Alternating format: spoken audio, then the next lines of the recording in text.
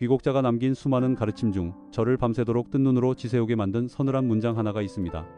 인생에는 단 4번의 황금 같은 타이밍이 존재한다. 이것을 쥐는 자는 운명의 판을 뒤집고 놓치는 자는 눈을 감는 그 순간까지 뼈저린 후회를 안고 살게 될 것이다. 그것은 40대나 20대 같은 특정 나이를 의미하는 것이 아닙니다. 천지가 조용히 문을 열어 한 인간이 그 틈을 비집고 들어가 운명을 송두리째 바꿀 수 있도록 허락하는 4번의 찰나를 말합니다. 하지만 그 문은 당신을 기다려주지 않습니다. 친절하게 노크하지도 미리 예고하지도 않죠. 너무나 고요하게 열렸다가 당신이 알아보지 못하면 이내 소리 없이 영원히 닫혀버립니다. 당신이 아무리 천재적인 두뇌를 가졌어도 남들보다 뼈빠지게 성실히 일해도 이 4번의 타이밍을 놓친다면 당신의 삶은 영원히 쳇바퀴 속을 맴돌 뿐입니다. 죽도록 땀을 흘리지만 한 발짝도 나아가지 못하고 가슴 한구석에는 늘 내 인생이 고작 이 정도일 리가 없는데라는 찝찝하고 헛헛한 감정이 맴돌게 됩니다. 저는 살면서 그런 사람들을 너무나 많이 보았습니다. 그들은 결코 게으르지 않았고 무능하지도 않았습니다. 단지 자신이 일생일대의 기회 앞에 서 있다는 사실조차 몰랐고 그 기회가 흔적도 없이 사라진 뒤에야 뒤늦은 탄식을 내뱉었을 뿐입니다. 건국시대 천하의 판도를 쥐고 흔든 수많은 영웅어걸들을 길러낸 귀곡자는 제자들에게 비열한 꼼수를 가르치지 않았습니다. 그는 훨씬 더 섬세하고 더 어렵고 1000배는 더 가치 있는 것을 가르쳤습니다. 바로 내 인생의 정확한 타이밍을 알아보는 눈입니다. 이 영년이 지난 지금도 그가 말한 4번의 황금 타이밍은 우리 모두의 삶 속에 바로 지금 이 순간에도 소리 없이 나타나고 있습니다. 진짜 문제는 그 타이밍이 나에게 올 것인가가 아닙니다. 그것이 눈앞에 왔을 때 당신이 알아차릴 수 있는가? 입니다. 자, 그럼 지금부터 그 첫 번째 황금 타이밍의 문을 열어보겠습니다. 숨을 죽이고 귀를 기울이십시오. 훗날 이 기회가 당신을 찾아왔을 때 결단코 놓치지 않도록 말입니다. 운명을 바꾸는 첫 번째 황금 타이밍, 완벽한 벼랑 끝, 숨막히는 역경이야말로 하늘이 열어둔 유일한 비상구입니다. 다 오지 않은가 오르터습니다. 아로리다. 당갈광, 정저변, 변저통, 통저죠. 궁지에 몰리면 변해야 하고 변하면 길이 뚫리며 길이 뚫려야만 비로소 오래 갈 수 있다. 대부분의 사람들은 숨이 막히는 벼랑 끝에 몰렸을 때 똑같은 행동을 합니다. 바로 기다리는 것입니다. 이 지독한 폭풍우가 지나가기를, 누군가 동아줄을 내려주기를, 혹은 내일 아침 눈을 뜨면 기적처럼 모든 것이 제자리로 돌아와 있기를 그저 무기력하게 기다립니다. 그리고는 그 기다림을 위기를 견뎌내는 중이라고 긍정적으로 포장하죠. 하지만 귀곡자는 그런 자들을 향해 뼈를 때리는 일침을 가합니다. 그것은 위기를 극복하는 것이 아니다. 시간의 경류 속에서 홀로 멈춰서서 썩어가는 것일 뿐이다. 그가 말하는 진정한 극복이란 철저하게 주도적인 돌파입니다. 비가 그치기를 처마 밑에서 기다리는 것이 아니라 쏟아지는 비바람 속을 뚫고 걷는 법을 배우는 것입니다. 그렇다면 왜 고통스러운 역경이 인생의 황금 타이밍이 되는 것일까요? 역경이 아름다워서가 아닙니다. 귀곡자가 고통을 낭만화한 것도 아닙니다. 그는 인간이 가진 아주 지독한 본성을 꿰뚫어 보았기 때문입니다. 인간은 다른 선택지가 완벽하게 사라진 생존의 벼랑 끝에 몰려야만 진짜로 변한다. 모든 것이 순조로울 때 인간은 절대 스스로 변하려 하지 않습니다. 낡은 방식, 낡은 사고방식, 낡은 핑계들이 뻔히 나를 망치고 있음을 알면서도 익숙하고 편안하기에 기꺼이 그 썩은 동아줄을 붙잡고 살아갑니다. 하지만 어느 날 갑자기 그 편안했던 낡은 것들이 예고도 없이 잔인하게 박탈당하는 순간 기묘한 마법이 일어납니다. 당신은 처음부터 모든 것을 다시 세팅해야만 하는 텅 빈 백지 상태에 놓이게 됩니다. 자신을 돌아보고 자신의 방식을 의심하며 영원한 진리라고 믿었던 것들이 실은 지독한 관성이었음을 깨닫게 됩니다. 평소라면 바빠서 안락해서 혹은 두려워서 절대 마주하지 않았을 본질들을 역경 속에서 비로소 직시하게 되는 것이죠. 귀곡자는 이것을 파고 계신 포거하이심, 즉 낡은 것을 부수고 새로운 것을 연다고 칭했습니다. 하늘은 때때로 당신을 위해 친절하게 새 문을 열어주지 않습니다. 대신 당신이 웅크리고 있던 익숙한 낡은 문을 가차없이 용접해버립니다. 당신이 새로운 문을 부수고 나가지 않으면 질식해 죽을 수밖에 없도록 말입니다. 참으로 가혹하지만 이것이 태초부터 우주가 영웅을 길러낸 방식입니다. 귀곡자는 이에 더해 뼈에 새겨야 할 진리를 남겼습니다. 인지공경, 천지시야, 옌지쿤징 텐지시에 인간의 역경은 곧 하늘의 시험이다. 하늘은 모든 것이 평온할 때 인간을 시험하지 않습니다. 모든 것이 잿더미로 무너져 내렸을 때 그 타버린 재 속에서 숨겨진 불씨를 찾아낼 배짱이 있는지, 피투성이가 된 채로 처음부터 다시 시작할 도끼가 있는지를 시험합니다. 무너진 돌더미에 주저앉아 그것을 운명이라 부르며 체념할 것인가, 아니면 그 돌을 디딤돌 삼아 도약할 것인가. 역경을 극복한 자는 상처받지 않은 자가 아닙니다. 상처에서 피가 흐르는데도 일어서서 내가 이 끔찍한 바닥에서 무엇을 훔쳐낼 수 있을까를 묻는 자입니다. 역경에 잡아먹히는 자와 역경을 무기로 삼는 자의 경계선이 바로 여기에 있습니다. 이해를 돕기 위해 저의 부끄럽고도 생생한 경험담을 하나 꺼내보려 합니다. 불과 1년 전 저는 유튜브 채널을 운영하고 있었습니다. 그것은 단순한 부업이 아니라 저의 피와 땀, 그리고 미래의 생계가 걸린 전부였죠. 매주 규칙적으로 영상을 올리며 채널이 성장하는 것을 보며 저는 모든 것이 순탄하고 완벽하다고 믿었습니다. 그러던 어느 날 예고 없는 벼락이 떨어졌습니다. 채널의 수익 창출이 완전히 정지된 것입니다. 그 어떤 경고도 없었고 대비할 시간조차 주어지지 않았습니다. 저의 유일한 밥줄이 순식간에 증발해버린 것입니다. 수년간 쏟아부은 공든탑이 모래성처럼 무너졌을 때 제 머릿속을 강타한 질문은 단 하나였습니다. 지금 당장 나는 무엇을 해야 하는가? 그 순간 제 앞에는 벼랑 끝에 몰린 자들이 겪는 두 가지 갈림길이 놓였습니다. 첫째, 억울하다며 하늘을 원망하고 채널이 복구되기만을 빌며 과거의 방식을 그대로 고집하는 멍청한 기다림. 둘째, 이 지옥 같은 역경이 내 멱살을 잡고 묻고 있는 차가운 질문. 네가 지금까지 해온 방식이 진짜 최선이었나? 라는 질문에 정면으로 답하는 것이었습니다. 유튜브의 알고리즘은 저에게 강제로 변화라고 채찍질을 하고 있었고 저는 결국 두 번째 길을 택했습니다. 그 대답은 무척이나 뼈아팠습니다. 저는 스스로를 돌아보았습니다. 일주일에 영상 하나를 올리며 스스로 성실하다고 자유했지만 실상은 달랐습니다. 그것은 노력을 가장한 나태함이었고 현상 유지에 급급한 안전제일주의였습니다. 저는 제 한계를 깨부술 압도적인 도약 없이 그저 위안을 얻을 만큼의 얕은 노력만을 하고 있었던 것입니다. 수익 창출 정지라는 극단적인 벼랑 끝은 저를 완전히 다른 사람으로 개조했습니다. 더 이상 하나의 채널에 목을 매지 않았습니다. 시스템을 전부 뜯어고치고 인력을 고용하며 속도를 미친 듯이 끌어올려 채널을 여러 개로 확장했습니다. 그 결과 일주일에 하나의 영상을 간신히 올리던 제가 지금은 3개의 채널을 거뜬히 운영하며 수익 정지된 채널마저 다시 살려냈습니다. 지금 제가 지고 있는 결과물은 과거와는 비교조차 할 수 없을 만큼 거대해졌습니다. 제가 갑자기 천재가 되어서일까요? 아닙니다. 벼랑 끝의 역경이 저 스스로 쳐놓았던 알량한 한계선의 유리천장을 산산조각 내버렸기 때문입니다. 만약 그때 제 채널이 정지되지 않고 모든 것이 적당히 잘 굴러갔다면 저는 영원히 제 우물 안에서 안주했을 것이고 여러분은 지금 제 목소리를 듣고 계신 이 귀곡지략 채널의 존재조차 평생 몰랐을 것입니다. 저 역시 제가 어디까지 뻗어나갈 수 있는 잠재력을 가진 사람인지 평생 모르고 늙어갔겠죠. 이것이 바로 귀곡자가 말한 궁즉변, 궁적비의 진짜 위력입니다.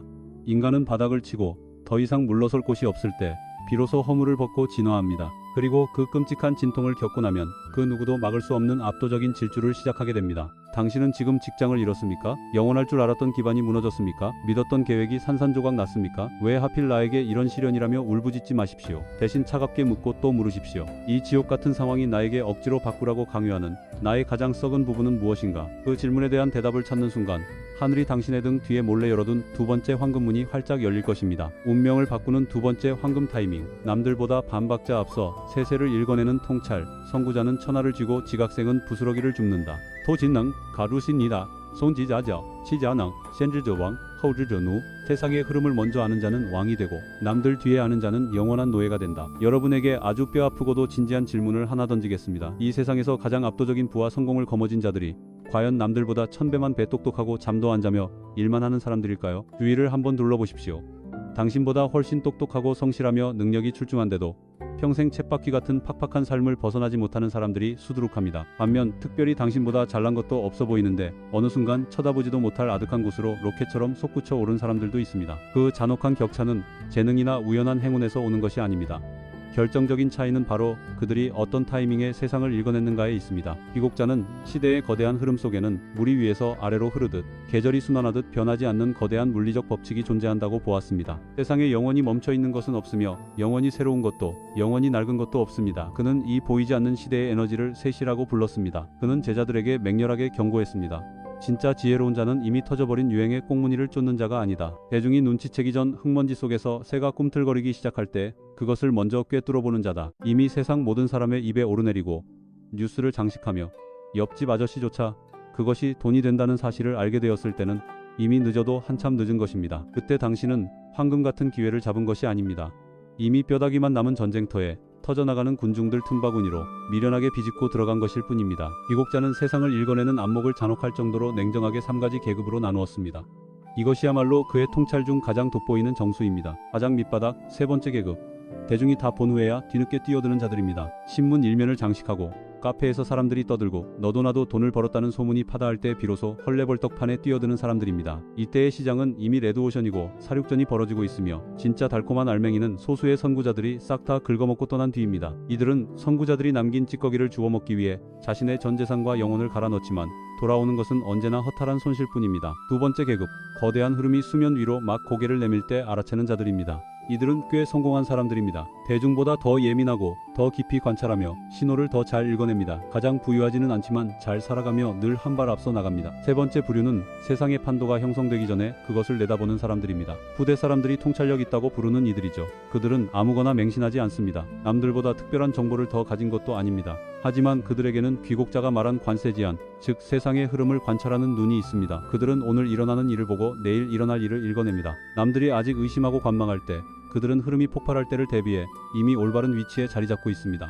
그들은 쫓아갈 필요가 없습니다. 이미 거기에 서 있기 때문입니다. 귀국자는 제가 가장 중요하다고 생각하지만 사람들이 거의 이야기하지 않는 한 가지를 더 가르칩니다. 바로 흐름을 보는 것만으로는 충분하지 않으며 남들이 의심할 때 과감히 행동해야 한다는 것입니다. 여기가 바로 대부분의 사람들이 넘어지는 곳입니다. 사실 그들은 인식이 부족한 게 아닙니다. 많은 사람들이 일찍 흐름을 봅니다. 그들은 느끼고 있으며 속으로는 이것이 커질 것이라는 걸 알고 있지만 주변에 아무도 하지 않기 때문에 아무것도 하지 않습니다. 그들은 확실한 증거가 없어서 따라 배울 선구자가 없을 때 잘못된 길로 갈까봐 두려워합니다. 그들은 증거가 나올 때까지 기다리지만 증거가 명확해졌을 때는 대중이 오래전에 몰려든 첫 번째 부류의 시기로 이미 넘어간 후입니다. 귀국자는 이를 가리켜 흐름을 보면서도 감히 흐름을 쓰지 못하는 것이라고 불렀습니다. 그는 이 죄악이 아무것도 보지 못하는 것보다 더 크다고 직언했습니다. 보지 못하는 것은 능력이 부족해서지만 보고도 감히 행동하지 못하는 것은 내면의 두려움이 스스로의 기회를 빼앗도록 방치하는 것이기 때문입니다. 이제 여러분이 살고 있는 현실에 대해 직설적으로 말씀드리고 싶습니다. 최근 몇 년 동안 세상은 역사상 그 어떤 세대도 겪어보지 못한 속도로 변하고 있습니다.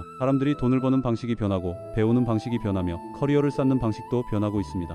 난공불락처럼 보였던 직업들이 흔들리고 있습니다. 새로운 기회는 서서히 형성되는 것이 아니라 매일 폭발적으로 생겨나고 있습니다. 그 모든 변화 속에는 항상 세 그룹의 사람들이 있습니다. 확실해질 때까지 기다렸다가 늦게 와서 남은 것을 줍는 그룹, 보면서도 감히 나서지 못하고 남의 성공을 아쉬운 듯 바라보는 그룹, 그리고 흐름을 보고 대중이 몰려들기 전에 과감히 올바른 위치에 자신을 두는 그룹입니다. 흐름이 폭발할 때 그들은 이미 파도의 정점에 올라타 있습니다. 여러분은 어느 그룹에 속하고 싶습니까? 그것은 하늘이 정하는 것이 아니라 오늘 여러분이 내리는 결정에 달려 있습니다. 저는 유튜브와 함께한 제 여정을 돌아보며 이를 아주 분명하게 느낍니다. 제가 콘텐츠를 만들기 시작했을 때 주변의 많은 사람들은 유튜브로 먹고 살 수 있는지, 콘텐츠 제작이 오래갈 수 있는지 묻고 있었습니다. 그들은 기다리고 관찰하며 뛰어들기 전에 확실히 해두고 싶어 했습니다. 그들이 확신을 가졌을 때 시장은 이미 달라져 있었고 경쟁은 더 치열해졌으며 채널을 키우는 비용은 더 높아졌고 돌파구를 마련하기 위한 문턱도 훨씬 높아졌습니다. 반면 저는 비록 넘어지고 채널 수익 창출이 중단되고 여러 번 실수를 저질렀지만 일찍 들어왔기 때문에 내부자만이 배울 수 있는 것들을 배웠고 나중에 온 사람들은 절대 단축할 수 없는 기반을 다졌습니다. 그래서 제가 다시 채널을 만들 때 저는 여러 번 더 빠르고 더 탄탄하고 더 넓게 만들 수 있었습니다. 그 증거로 저는 단 한 달 만에 귀곡지략 채널을 키워냈습니다. 제가 늦게 온 사람들보다 더 뛰어나서가 아니라 더 일찍 왔고 결과를 보지 못했을 때 포기하지 않았기 때문입니다. 그것이 바로 귀곡자가 가르친 시대를 아는 것입니다. 보고 멀리서 칭찬하는 것이 아니라 보고 확신하기 전에 직접 뛰어드는 것입니다. 귀곡자는 이 교훈을 제가 여러분의 마음속에 새겼으면 하는 한 문장으로 마무리합니다. 시간은 두 번 오지 않고 기회는 두 번 나타나지 않는다는 것입니다. 즉, 지나간 시간은 다시 오지 않고 기회는 두 번 주어지지 않으며 어떤 흐름이든 열렸다가 닫히는 창문이 있다는 뜻입니다. 처음에는 넓었다가 시간이 지남에 따라 좁아지고 대중이 가득 차면 완전히 닫혀버립니다. 질문은 기회가 올 것인가가 아니라 창문이 열려 있을 때 당신은 서서 지켜보고 있는가 아니면 그곳을 넘어가고 있는가입니다. 세 번째 시기는 귀인을 만났을 때 하늘이 한 번 주신 기회를 놓치지 말아야 할 때입니다. 귀곡자는 귀인의 도움이 있는 것은 천시와 지리가 인하만 못한 것과 같다고 가르쳤습니다. 아무리 하늘의 때와 땅의 이로움이 있어도 사람의 마음과 귀인의 도움만 못하다는 뜻입니다. 사람의 일생에는 나중에 돌아봐야만 깨닫게 되는 만남들이 있습니다. 그것은 우연이 아니라 하늘이 안배한 것입니다. 당신이 꼼짝 못하고 있을 때 정확히 나타나는 사람, 당신이 가장 혼란스러울 때 정확히 던져지는 한마디, 당신이 어디에 매달려야 할지 모를 때 정확히 내밀어지는 손길, 귀곡자는 그런 사람들을 귀인이라고 불렀습니다. 그리고 그는 일생 동안 하늘이 그런 기회를 단 몇 번만 줄 뿐 그 이상은 주지 않는다고 가르쳤습니다. 문제는 귀인이 나타나느냐 아니냐가 아닙니다. 문제는 그들이 나타났을 때 당신이 그들을 알아보느냐는 것입니다. 귀인은 머리 위에 간판을 달고 오지 않습니다. 그들은 내가 당신의 인생을 바꿀 사람이라고 자기소개하지도 않습니다. 그들은 아주 평범하게, 때로는 사람들이 지나치면서 아무것도 특별한 것을 보지 못할 정도로 너무나 평범하게 나타납니다. 귀곡자는 귀인을 알아보는 방법이 그들의 지위나 명성이 아니라 아주 구체적인 느낌에 있다고 가르칩니다. 그들과 대화한 후 당신은 자신이 더 명확하게 보고 더 멀리 생각하며 자신을 더 많이 믿게 되는 것을 발견합니다. 만약 당신의 귀인이 누구인지 아직 확실하지 않다면 저는 귀인인 사람의 징조라는 제목의 영상을 만들었습니다. 귀곡지략 채널에서 다시 보실 수 있습니다. 귀인이 반드시 부유하거나 권력이 있는 것은 아닙니다. 그들은 단지 그 정확한 시점에 당신에게 가장 부족한 단 한 가지를 가지고 있으면 됩니다. 그것은 경험일 수도 있고 인맥일 수도 있으며 아니면 단순히 당신이 한 번도 생각해보지 못한 새로운 관점일 수도 있습니다. 하지만 여기가 귀곡자가 멈춰서서 가장 마음 아픈 진실을 직언하는 대목입니다. 대부분의 사람들은 귀인을 만나고도 자기 손으로 그들을 밀어냅니다. 오이가 아니라 아주 인간적이고 일상적인 습관들 때문이지만 그 대가는 매우 가혹합니다. 어떤 사람은 귀인을 만나지만 오만하여 누구의 도움도 필요 없고 혼자 다 할 수 있다고 생각합니다. 그들은 예의 바르게 고개를 끄덕이고는 주어진 기회로 아무것도 하지 않습니다. 어떤 사람은 귀인을 만나지만 주저하며 나중에 생각하자거나 아직 때가 아니라고 자신이 아직 준비되지 않았다고 생각합니다. 그리고 그들이 마침내 준비되었을 때 귀인은 이미 오래전에 떠나버렸습니다. 어떤 사람은 귀인을 만나지만 체면 때문에 신세지는 것이 두려워서 도움을 받는 것이 나약함이라고 생각해서 도움을 감히 받지 못합니다. 그들은 진심 어린 도움을 거절하는 것이 강함이 아니라 스스로를 힘들게 하는 오만함이라는 것을 모릅니다. 귀곡자는 이 세 부류의 사람들을 보며 말했습니다. 그들 모두가 재능이 부족해서 진 것이 아니라 하늘이 내미는 손을 잡을 줄 몰라서 진 것이다. 그렇다면 귀인을 만났을 때 어떻게 해야 할까요? 그는 세 가지 아주 구체적인 것을 가르칩니다. 첫째, 편견 없는 텅 빈 마음으로 그들을 알아보십시오. 겉모습으로 그들을 판단하지 마십시오. 다른 사람들이 하는 말로 그들을 평가하지 마십시오. 이 사람이 내가 더 명확하게 보도록 돕고 있는지 스스로에게 물어보며 직접 느껴보십시오. 둘째, 기회가 열려 있을 때 즉시 행동하십시오. 귀인은 당신의 준비가 끝날 때까지 기다려주지 않습니다. 그들에게는 그들의 삶이 있고 그들의 여정이 있습니다. 그들이 당신을 위해 열어둔 창문은 영원히 넓지 않습니다. 주저함 때문에 진짜 기회를 영원한 아쉬움으로 만들지 마십시오. 셋째, 받기를 생각하기 전에 먼저 주십시오. 귀인은 받기만 할 줄 아는 사람을 찾지 않습니다. 그들은 감사할 줄 알고 노력할 줄 알며 주어진 것을 사용하여 진정으로 무언가를 만들어낼 줄 아는 사람을 찾습니다. 당신이 당신 인생에 그들이 나타날 자격이 있음을 증명하십시오. 네 번째 시기, 불꽃이 가장 높게 타오르는 젊은 시절입니다. 귀곡자는 소년 시절의 기백은 맹렬한 불과 같아서 쓰지 않으면 재만 남는다고 가르쳤습니다. 즉 젊은 시절의 기세는 사나운 불꽃과 같아서 불태우지 않으면 남는 것은 재뿐이라는 것입니다. 아주 직설적으로 한 가지 질문을 드리겠습니다. 당신이 무엇이든 할 수 있다고 믿었던 그 시절을 기억하십니까? 실패가 의지를 꺾을 만큼 무겁지 않았던 그 시절을요. 아침에 눈을 떴을 때 누가 불을 붙이지 않아도, 순탄한 환경이 없어도, 누구의 응원이 없어도 마음속에 자연스럽게 불꽃이 일던 때 말입니다. 그 불꽃은 당신이 아직 젊기 때문에, 아직 믿음이 있기 때문에, 그리고 인생으로부터 꿈을 너무 많이 꾸지 말라는 뼈아픈 교훈을 아직 배우지 않았기 때문에 스스로 타오릅니다. 귀곡자는 그것을 소년지기, 즉 젊음의 기질이라고 불렀습니다. 그는 그것이 천지가 단 한 번만 주시는 것이며 환불도 되지 않고 나중에 돈이나 지위로도 결코 살 수 없는 것이라고 직언했습니다. 하지만 이것이야말로 귀곡자가 본 가장 마음 아픈 현실입니다. 그리고 2000년이 지난 지금도 저는 매일 제 주변에서 이것이 반복되는 것을 봅니다. 바로 대부분의 사람들이 기다림 속에서 그 불꽃이 서서히 꺼지도록 내버려 둔다는 것입니다. 그들은 일단 안정을 찾고 나서 생각하겠다고 말합니다. 자본이 모일 때까지 기다렸다가 하겠다고 말합니다. 아직 젊어서 경험이 부족하니 천천히 하겠다고 말합니다. 그렇게 그들은 1년, 2년, 5년, 그리고 10년을 기다립니다. 어느 아침 눈을 떴을 때 그들은 더 이상 젊지 않습니다. 비록 경험과 돈은 늘었을지 모르지만 가장 중요한 것은 언제 잃어버렸는지도 모르게 사라져버렸습니다. 그것은 넘어지는 것을 두려워하지 않고 돌진하는 불꽃이며 맨손으로 시작해도 손을 떨지 않는 기백이고 실패를 모르는 자의 아름다운 무모함입니다. 그의 제자인 소진을 보십시오. 소진은 가난한 집안에서 태어나 세력도 없고 연줄도 없었으며 한때 온 천하 사람들에게 무시당했습니다. 첫 번째 실패 후 집으로 돌아왔을 때 이 잔재들은 그를 멀리했고 아내는 거들떠보지도 않았으며 형수는 밥조차 차려주지 않았습니다. 그는 이보다 더 모욕적일 수 없을 만큼 굴욕을 겪었지만 소진은 더 나은 환경을 기다리지 않았습니다. 그는 졸음이 올 때마다 송곳으로 허벅지를 찔러가며 밤새 책을 읽었고 그 가난과 굴욕 속에서 스스로를 뼈를 깎듯 갈고 닦았습니다. 그는 순탄할 때가 아니라 모든 것이 가장 최악일 때 젊음의 불꽃을 사용하여 나중에 누구도 빼앗아 갈 수 없는 것으로 자신을 단련했습니다. 그 결과 그는 6나라의 재상 인장을 차고 전국시대에서 가장 권력 있는 사람이 되었습니다. 검과 창이 아니라 결코 꺼지지 않는 젊음의 불꽃으로 벼려낸 지혜를 통해서 말입니다. 귀곡자는 소진을 보며 하나의 진리를 깨달았습니다. 바로 젊음의 불꽃을 제때 쓰는 사람만이 진정으로 때를 이해하는 사람이라는 것입니다. 그렇다면 젊음의 불꽃은 어디에 쓸까요? 맹목적인 무모함을 뜻하는 것이 아닙니다. 귀곡자는 함부로 날뛰라고 가르친 것이 아니라 그 젊은 기백을 사용하여 완벽히 준비되기 전에 감히 시작하고 성공하기 전에 감히 실패하며 길의 끝을 다 알기 전에 감히 나아가라고 가르쳤습니다. 젊은이들이 흔히 깨닫지 못하는 역설이 하나 있습니다. 그것은 당신이 결코 완벽하게 준비되는 날은 오지 않을 것이라는 점입니다. 시작하기에 모든 것이 완벽한 날은 없습니다. 준비는 행동보다 먼저 오는 것이 아니라 행동 속에서, 그리고 행동을 통해 이루어지기 때문입니다. 완벽히 준비될 때까지 기다렸다가 하려는 사람들은 보통 평생을 기다려야만 합니다. 제가 관찰한 현실에서 한 가지 더 말씀드리고 싶습니다. 젊음은 단순히 나이로만 계산되지 않습니다. 30살인데도 불꽃이 여전히 타오르는 사람이 있는가 하면 이제 겨우 25살인데 너무 많이 꺾여 불꽃이 오래전에 식어버린 사람도 있습니다. 귀곡자는 나이가 아니라 기백을 말한 것입니다. 당신 안에 진정으로 의미 있는 무언가를 하고 싶다는 마음이 남아있는 한 그 불꽃은 여전히 존재합니다. 그리고 그것이 아직 살아있다면 이 네 번째 황금기는 당신에게 완벽히 닫힌 것이 아닙니다. 질문은 단지 오늘 당신이 그 불꽃을 쓸 것인가, 아니면 또 하루 차갑게 식어가도록 내버려 둘 것인가 하는 것입니다. 요약하자면 귀국자는 사람들에게 얄팍하게 계산하거나 쟁취하라고 이 글을 남긴 것이 아닙니다. 그는 시대와 빈부, 재능의 유무를 막론하고 거의 모든 사람에게서 발견되는 하나의 아픔을 보았기 때문입니다. 아무것도 하지 않은 채 기회가 지나가 버렸음을 깨달은 사람의 고통은 단순한 실패의 고통이 아닙니다. 실패는 다시 일어설 수 있고 다시 시작할 수 있으며 거기서 배워서 앞으로 나아갈 수 있습니다. 귀국자가 말한 고통은 바로 뼈저린 후회의 고통입니다. 자신의 인생을 가만히 돌아보며 문이 열렸던 순간, 손이 내밀어졌던 순간, 길이 눈앞에 분명히 나타났던 그 순간들을 똑똑히 보는 느낌. 하지만 정작 자신은 가만히 서 있었고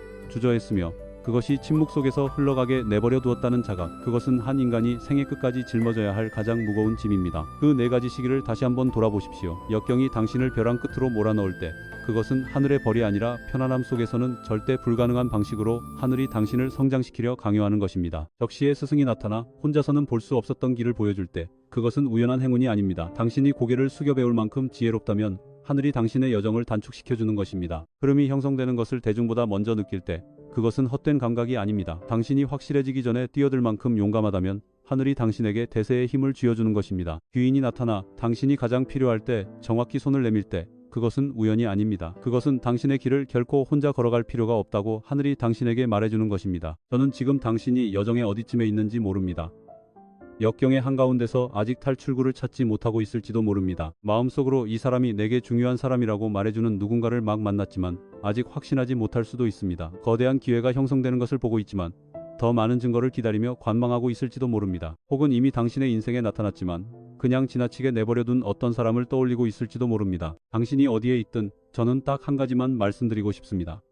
귀국자의 가르침은 과거를 후회하라는 것이 아니라 오늘부터 더 깨어있는 삶을 살라는 것입니다. 황금기는 과거에만 속한 것이 아니기 때문입니다. 그것은 당신이 아직 다 알아보지 못한 형태로 당신의 삶에 계속해서 나타나고 있습니다. 질문은 이번에 다시 문이 열릴 때 당신이 그것을 볼 만큼 충분히 깨어있고 그 문턱을 넘을 만큼 충분히 용감하며 다시는 침묵 속에서 다치지 않도록 기회를 소중히 여길 수 있는가입니다. 원작자 민투원의 기회를 잡아야 할 인생의 네 가지 황금기, 놓치면 평생 후회한다. 영상은 여기까지입니다. 이 영상이 정말 마음에 드셨다면 귀국지략 채널에 좋아요와 구독을 부탁드립니다. 다음 영상에서 다시 뵙겠습니다. 안녕히 계세요. 감사합니다.